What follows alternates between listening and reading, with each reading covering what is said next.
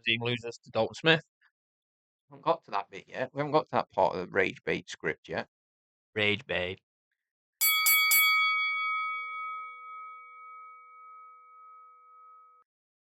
Hello, everybody. Welcome back to the latest episode of Next Card in the Deck. This is Tom. This is Dan. We are Boxing 365, and this is a new introduction because I fumbled my words. But we're talking about Adam Azim and Gustavo Lemos, courtesy of Ben Shalom and Boxer at the Copper Box Arena. So that's cool. Good arena. Good arena. Great promoter. Nah. Yeah, got my issues with. I was going to give him his nickname, but his nickname's not a nickname that we're going to produce for the audience. No. But before we get into any nicknames or any of the card, please make sure to like and subscribe. Please make sure to drop a comment on anything stupid that you don't like that we say or anything that you agree with, whether you like the video, any other videos you want to see. Follow us on Instagram, follow us on TikTok, and like the videos over there. All of them. All of them. But enough of that. We'll get into the card. Yeah, because the other day you got shouted at because you got 2 minutes into a video. Oh my god. You're 2 minutes into the video and you don't start talking about the main event. And he was on the wrong fucking video. Yeah, he was on the wrong video. Listen, 69 stone. Is his name? 69 your face off. Was that his name? Yeah. So was it really? Yeah, I'm pretty sure. Probably just the online trolls. Yeah, keyboard gimp. But he's gonna come back now and have us. I hope so. But Adam Azim, Gustavo Lemos. We're under the 2 minutes mark. It is, as Eddie Hearn called it, it is Adam Azim versus Dalton Smith's sparring partner. So is that it? That's what he called it. I think that's actually really unfair on Gustavo Lemos. Gustavo Lemos, in a lot of people's eyes, actually beat Richardson Hitchens when Hitchens fought Lemos on a Matchroom card a few years ago. Yeah, for the IBF final eliminator. That was it, yeah. Lemos, it's a good fight. It's a really good fight. This is the toughest fight of Adam Azim's career without a shadow of a doubt. It's at Lemos's correct weight, which makes a difference for me. Azim should beat him. Yeah. Azim should have too much from a skill set point of view. He's fast, he hits hard, he just throws punches from everywhere.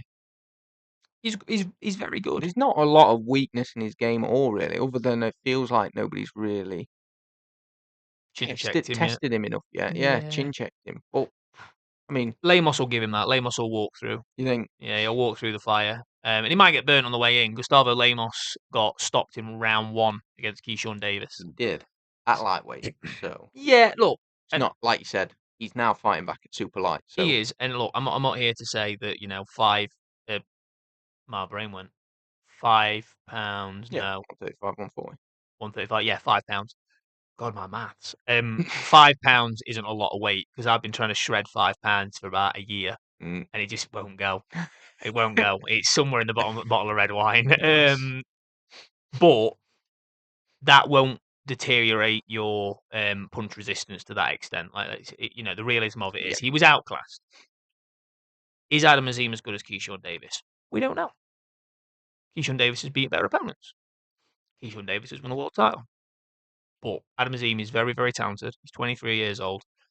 I am a Dalton Smith fan, openly. He's one of the only fighters I am completely biased against. But Adam Azim is exceptionally talented. He's a future superstar of British boxing. He will win a world title. I have no shadow of a doubt in my mind. And I think he beats Gustavo Lemos. Does he do it in style? Depends which Gustavo Lemos turns up more than what Azim turns up, I think. If he does beat him in style, though, what's realistically going to be what's the impact of that? What do you take away from that? If he blows him away or just puts on an absolute clinic and it just looks like Lemos is nowhere near him, what's the implications of that? Nothing. It proves that Lemos isn't at world level. That's all it proves. See, I didn't want to.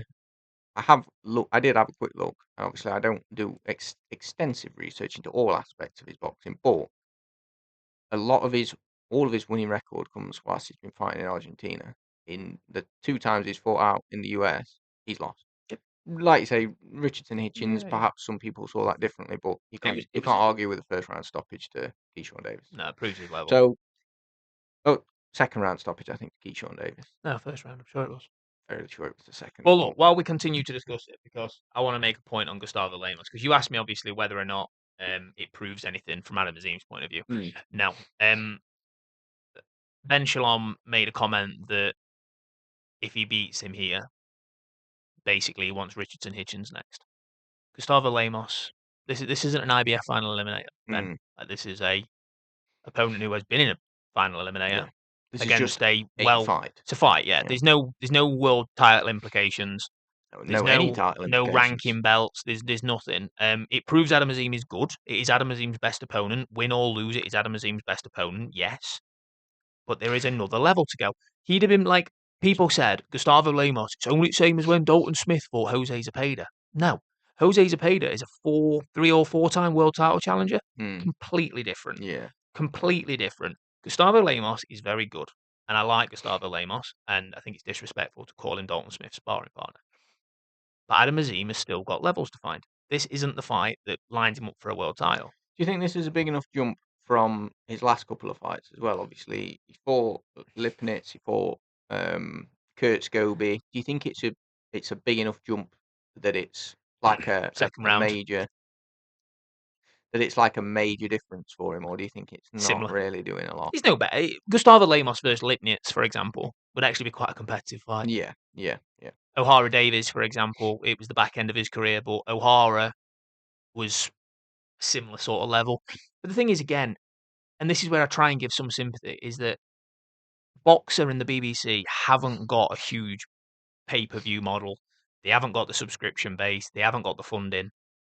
So you can only afford a certain level of opponent. And the realism of it is, I don't know what their funding situation is, but Gustavo Lemos is a good opponent. Yeah. Adam Azim's still young, still learning. He's got a phenomenal coaching team behind him in Shane McGuigan, who will guide him correctly. But in 2026, the realism of it is that Boxer are waiting for someone else to come along and pay for Adam Azim to have a big fight. And that sounds horrible, and people are going to slate me for it because it does sound horrible. But the realism of it is they can't afford to put the fight on. They can't. So they're going to wait for Riyadh season to make a big offer for Adam Azim versus Dalton Smith, or Adam Azim versus Keyshawn Davis, or whoever it may be, and make it as an eliminator or some ranking belt somewhere. He ain't ready for it. He's not in a position for a world title. That's what I was going to say. Is I think in Ben Shalom's head, maybe it's brilliant. Dalton Smith's won a world title. Now we can just pile on the pressure so that there's a huge fight. Yeah. Dalton Smith, Adam Azim, Matchroom can deal with that. Yeah. But I don't think that he's deserves that shot yet. No, 100%. I think realistically, Adam Azim getting that shot is through ranking himself highly through eliminators or whatever, Yep. or he wins a world title and then he's got something to offer. You look at Adam Azim's belt record, right? So obviously, don't get me wrong. So he skipped the British belt because Dalton had it. That's not. He wasn't avoiding Dalton before everyone gets just on went board. past it, yeah. He just decided he didn't want it. Fine. Went and won the European. He vacated that because Dalton wanted it. But again, timing. He's a young man still learning his trade. There is no shame in saying Dalton's 28. I'm 23. I've got my own trajectory. Absolutely fine. But other than the EBU European belt, he's not won any belt of note. And what I mean by that is when you go down the IBO route, you fuck all your other rankings because no one else wants that. So when they went and won the IBO World Championship, you've sacrificed pretty much all your standings. He's not high enough in any of the standings really for any. Yeah, I think he's 9th with the IBF or something. Yeah, I feel like he's in the top 10 in maybe one or two. He is in the top 10 of a few, but the realism of it is there's people in a better position, people that are more commercially valuable. It's no disrespect to Adam Azim, but outside of the British public and outside of boxing casuals, he's still not a huge name, and neither's Dalton, by the way. But Dalton's got a wealthy promoter. And he's going to win a world title. And he's got the probably the most sought after world title in the WBC. Yeah, 100%. So unfortunately, that's part and package of the sport. I think it's much more, as much as I like them both, obviously, much prefer Dalton Smith, unfortunately. Sorry, Adam. But I genuinely feel like it's far more likely that Dalton Smith unifies this year, then Adam Azim gets a world title fight. I'm okay with that. I actually I think that's feel like that is more no, I likely to agree. happen. I agree. I agree. Dalton Smith will be in a unification before. Yeah, Not least because I feel like even though Dalton Smith just did that to Subliminal Matthias, I think people like Richardson Hitchens would still underestimate him and think that that's an easy unification fight. 100%. So I think they'd take that fight just thinking it's an easy win, and I don't think it is. And I think Dalton could beat any of them. To be Well, honest with I've said it before, and it's not just through a bias basis. You look at it from a statistical standpoint. Dalton Smith will, because he's got the right head on his shoulders. He's a good kid. Him and his dad are brilliant you. together. Yeah. If it continues the way it's going, and he keeps his head on his shoulders, it's all fine and well saying it now. He will go down as one of the best British fighters of all time. It's very possible. Dalton Smith is that good. And look, Adam Azim could be. Because let's be honest, this isn't about Dalton Smith. This is about Adam Yeah, Azim versus yeah. Gustavo Lemos. It's a good fight.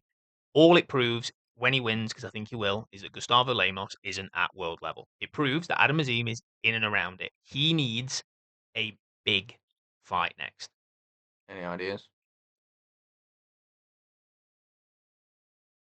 I think Jermaine Ortiz gets beat by Keyshawn Davis, which is a fight coming up this weekend. I don't know if they'll have the budget because Jermaine Ortiz has shared the ring with some hella good opponents. But I would be very interested to see how he does it. Jermaine Ortiz went 12 rounds with Lomachenko, and he went 12 rounds with Teofimo Lopez. If he loses to Keyshawn Davis, he's proven that he's in and around that level. Very good opponent, beat some good people, but beat Nasir Albright. That, for me, is a real opportunity to go. This is where he is. Yeah. Prove you're at that level. Go in there, make a statement, stop the guy that no one else stopped. There's your statement. Yeah. I like that. Yeah, that's good. Sorry, Ben. Big fans. Good bit of matchmaking. Thanks. Right, next fight. Let's go. Next fight is Fran Hennessy and Eli Butel. 10 rounds for the WBC Silver bantamweight title. Big deal, really, for Fran. I would say. I like this fight. To be fair, but boxer, because we have been a bit critical this last 12 minutes. 12 months, yeah. Forever. Boxer, in all fairness, have done a brilliant job with Fran. Yeah. She's been matched well. She's been on cards. She's been kept relatively active. And I think the BBC will do Fran Hennessy the world of good. I think she'll end up, we've said it a million times before, but Yeah. she'll end up on British Bake Off making like souffles and that. Yeah. And people will love her and they'll tune in to watch her not boxing. Yeah, I mean, I've had a look at this and I think it's worth mentioning that Fran was out end of November, where she beat Fabiana Biticki On the Simpson card. Simpson card. No. Clark, no, TKB. Clark TKB.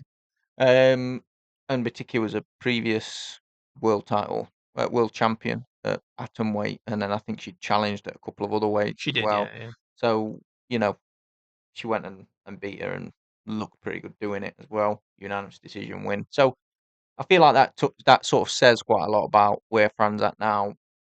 Whether I think this belt, she's already well ranked anyway, but This will put her in a position where she's guaranteed, if not an opportunity at that title, the mandatory. this is what I mean.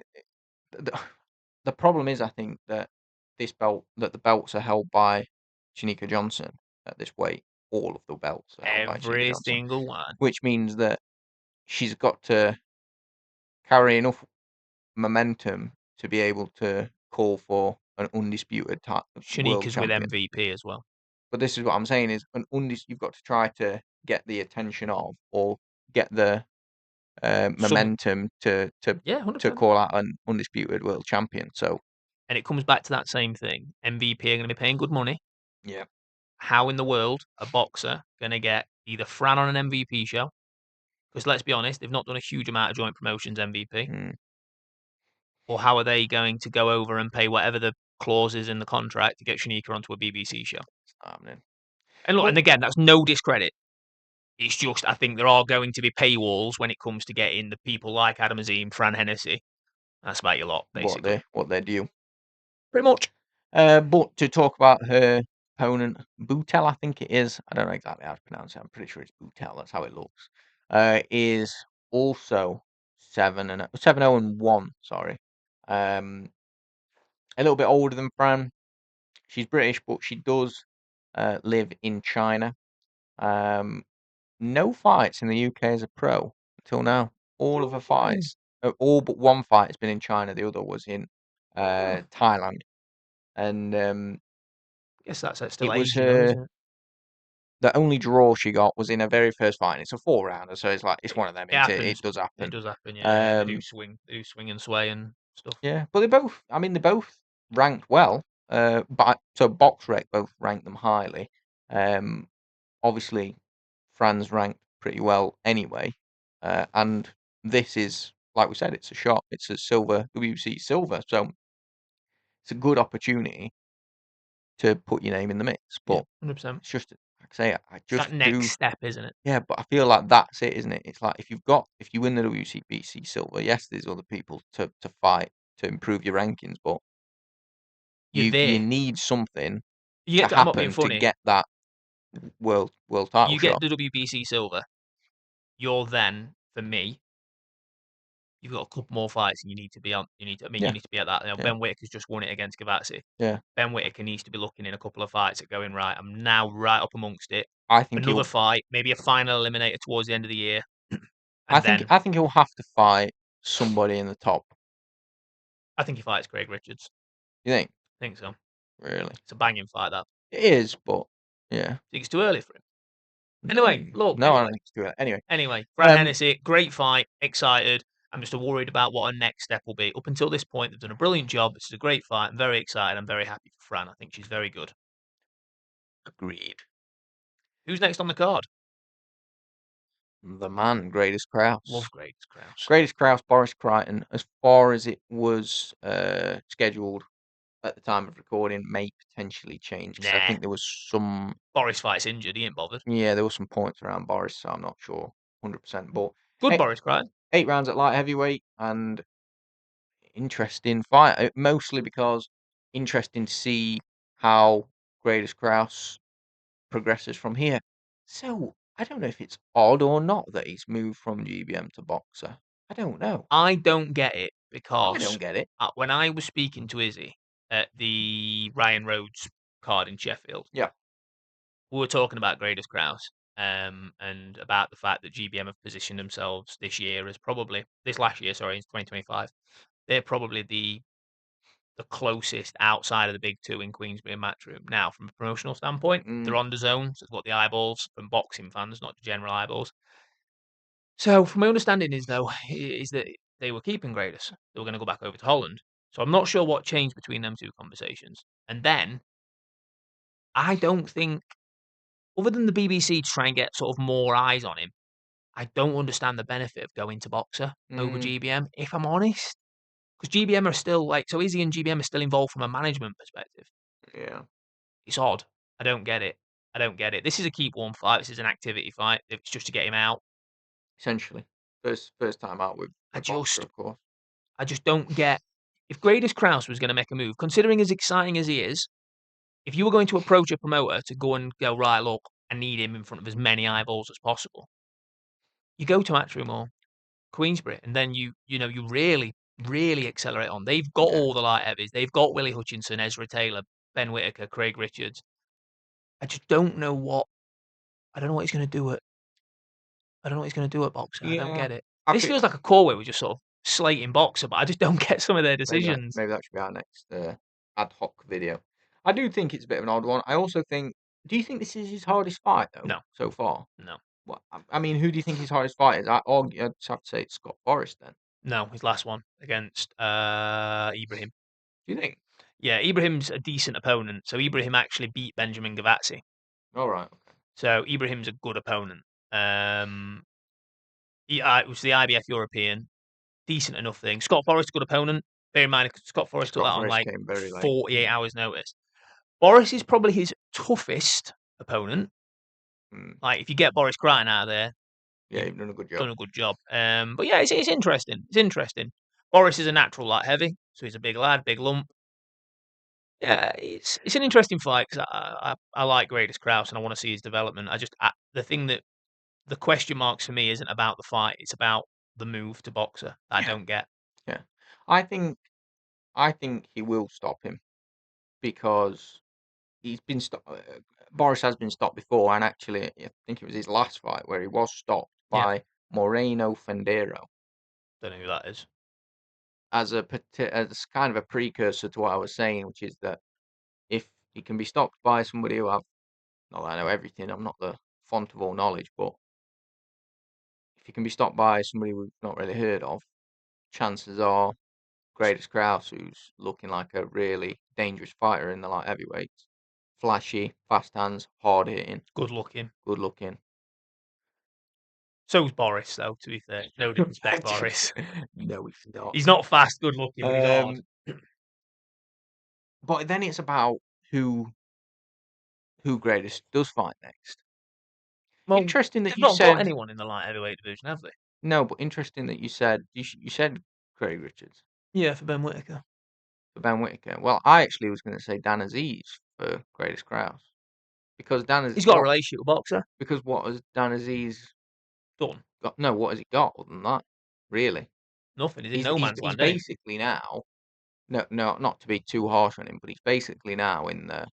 I might as well try and gatekeep some divisions and be Yeah. a bit like, if you can beat me, you'll probably progress to a decent level.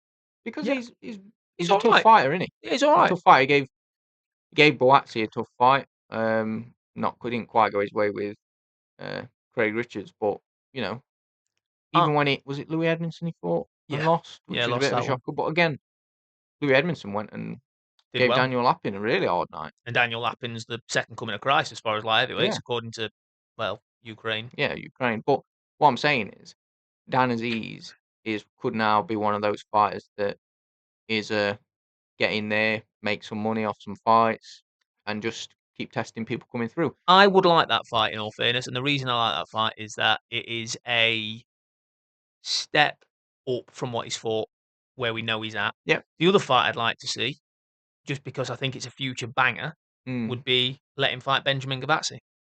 Yeah. See how he deals with Benjamin Gavazzi in comparison to Ben Whittaker, because people keep saying that Gradus Kraus is going to be the man to beat Ben Whittaker. Well, there was the whole thing of like, we're coming for Ben Whittaker sort of thing after his last win, but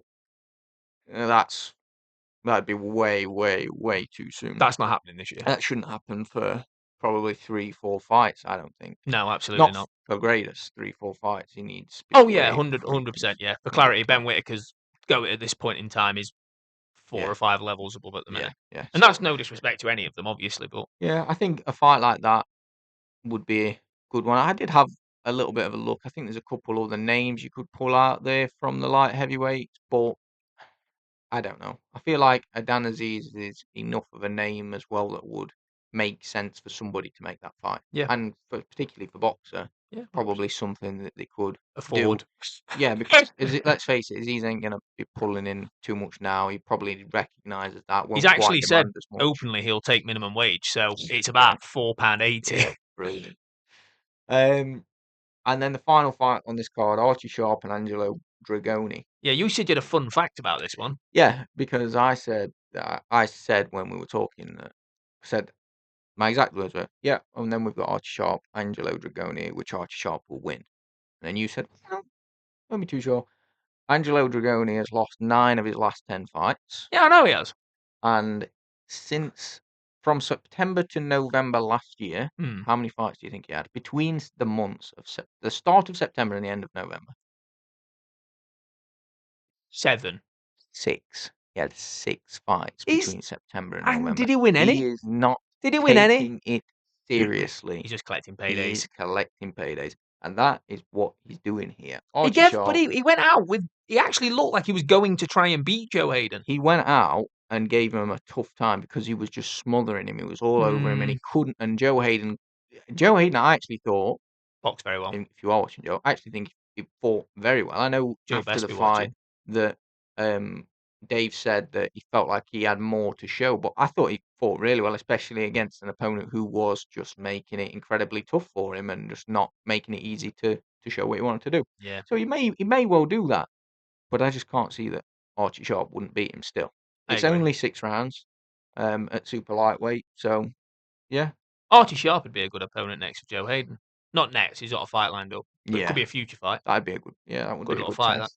Especially considering he's only ever lost to Ryan Garner and Maxi Hughes, so good level. fighters at a good level. Very good level. The Maxi Hughes one, by the way, was it wasn't necessarily close because I think Maxi won convincingly, but it was a bit of a bore fest. But it was an interesting one to see where Archie was at, and he's a good night's work for anybody. Well, this is actually only his second fight at this weight as well, at super lightweight.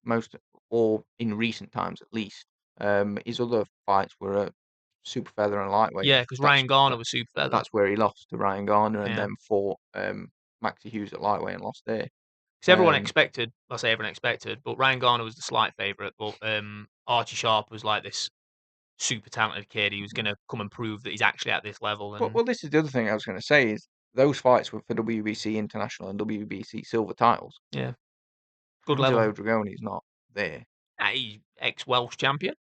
So for me, I didn't have a lot to say for this one. Obviously, Dragoni was out a lot at the back end of last year. Seems like his record took a pretty harsh turn.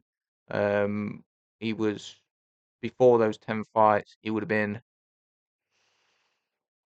like 9-3. Yeah, about 9-3. He's 10-12 now. Pretty much happened in the last 9 fights, which was pretty much from May last year. He's picked up 9 losses. Yeah.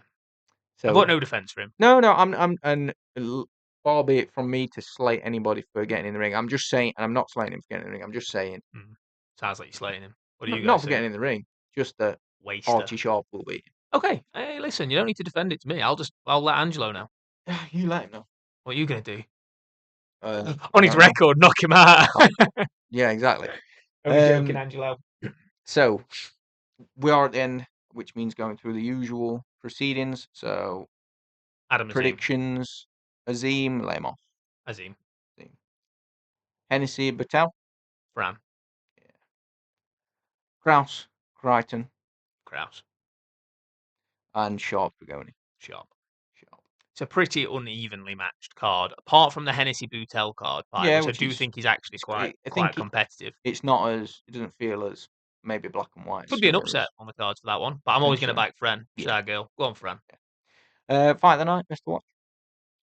That is a tough one. I'm going to go Fran Hennessy. Yeah? I'm going to go Fran Hennessy. Yeah, I'm looking forward to it. I think the Gustavo Lemos one, I think, could get a bit scrappy. It might end early, and it will be good. But I think that's the Fran Butel fight is going to be a really competitive watch. Nice. And what about a rating for the card? I don't feel like it's got a lot, does it? No. Really? Well, actually, but again, I've got to judge it on what it is, which is still, in a lot of the ways, it's still a bit of a next gen. I'll get a 6. All right. Yeah. Which I think is kind. I think that's fair. I think, to be honest with you, the Fran Hennessy fight, with it being a WBC Silver, does boost it quite a bit. If you pulled that fight, I'll be honest, it's like a 5 or a 4. It's a 4. And that's no disrespect to Adam Azim, because that is a good main event still. Yeah. But you can't. I know some people do just go to watch the main event, but I'm judging a card. If you ask me to rate the main event, where Adam Azim's at in his career, probably a 7, maybe an 8. Yeah. As a card, it's got to have a little bit more. Yeah. What about Rate the Robot? What does RoboCop say? So we looked it up beforehand. So it's on my phone. Yeah. I just need to find my phone. Rate the Robot has said he expects Adam Azim to win by late round stoppage. Fran Hennessy versus Ellie Butel. Hennessy is the community favourite, is what RoboCop has said. Predicts that Hennessy will win on points. Cool. Gradus Kraus enters unbeaten. Good work. Recent stoppage from Crichton indicates Kraus stoppage. Yeah. Well, that's what I said. It's copying my own work. Idiot, mate, this guy. Community predictions lean heavily towards Sharp. Sharp's skill and experience give him a clear edge here. Sharp, likely stoppage. I don't see a stoppage. They copied our homework again. They did. Never mind. Fucking idiots. That does bring us to the end of the card, though, and the end of this episode. Please make sure to like and subscribe. And we will see you on the next one. You will. Big one.